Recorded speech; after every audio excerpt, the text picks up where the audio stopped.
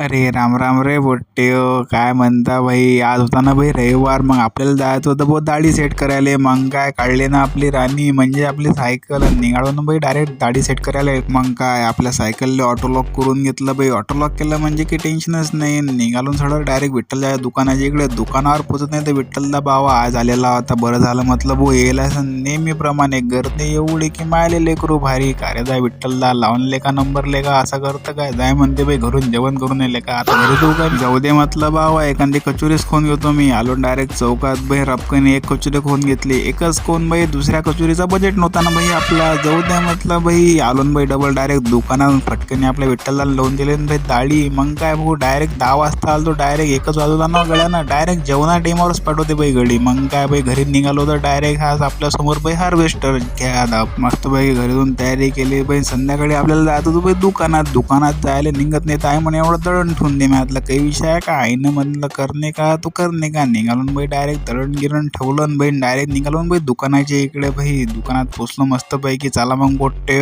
आता मी करतो काम. भेटू आपण उद्या. तिथपर्यंत जय माता राणी.